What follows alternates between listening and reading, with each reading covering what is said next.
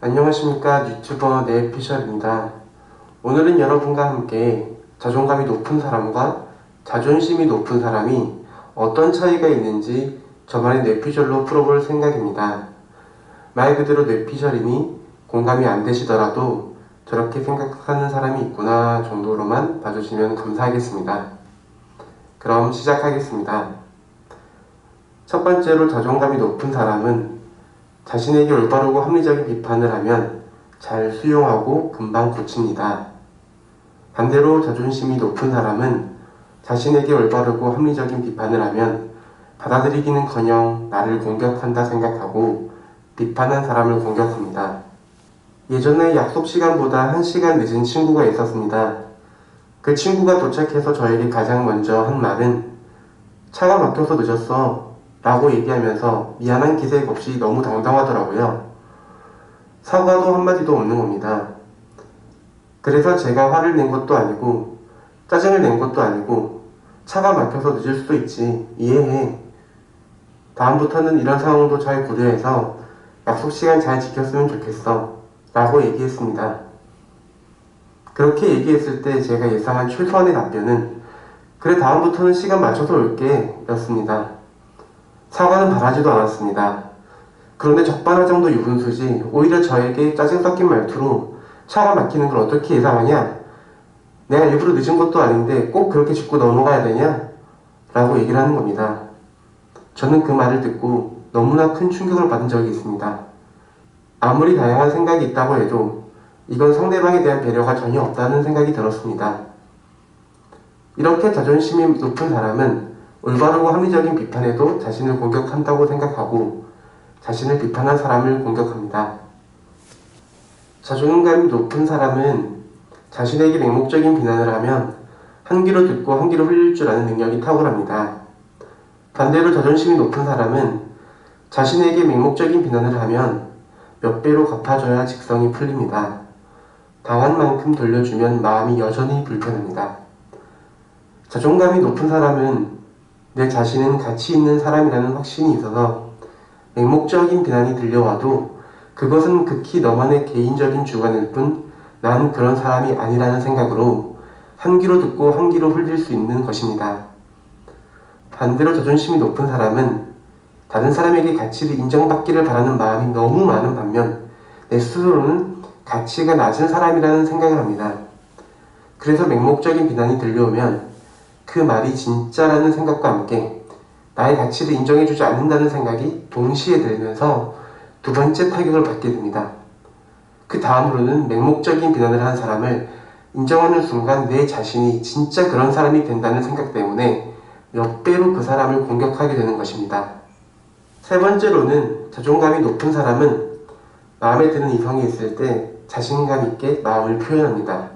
반대로 자존심이 높은 사람은 마음에 드는 이성이 있을 때 온갖 허세를 부리기 시작합니다.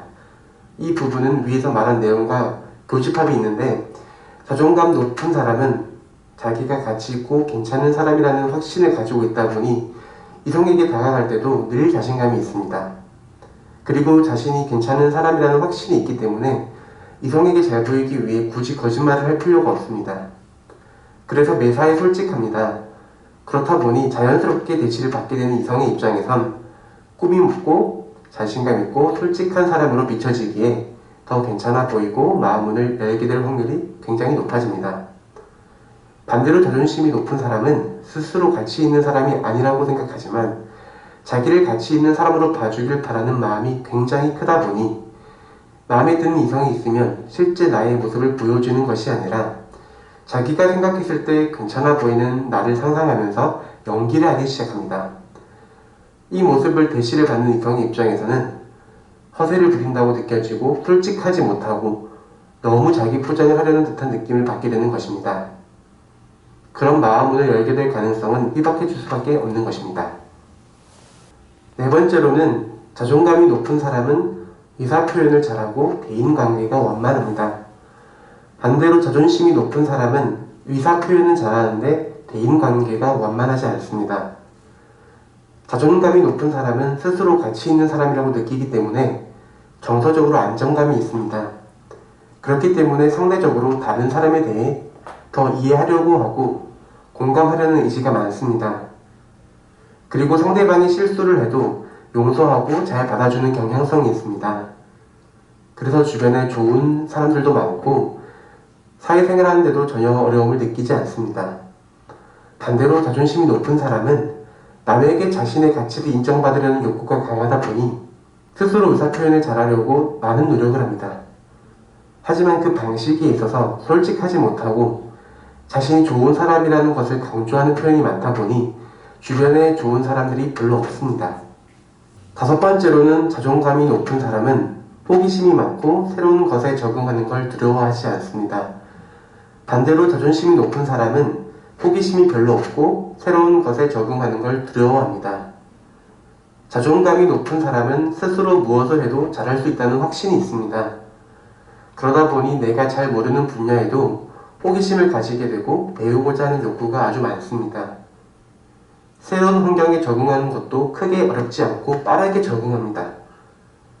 자존심이 높은 사람은 스스로 무엇을 하면 잘할지 못할지 생각하는 것이 아니라 잘 못했을 때 내가 받을 상처와 남들이 나를 무시하면 어떡하지? 하는 걱정만 합니다. 그럼 당연히 스스로가 잘할 수 있는 분야라 할지라도 시도조차 못하고 새로운 것에 대한 막연한 두려움이 가득할 수밖에 없는 것입니다. 여섯 번째로는 자존감이 높은 사람은 경쟁에서 지더라도 큰 타격이 없습니다. 반대로 자존심이 높은 사람은 경쟁에서 지면 한 번에 무너집니다. 자존감이 높은 사람은 경쟁에서 지더라도 내 인생이 크게 좌우되지 않는다는 생각이 있습니다.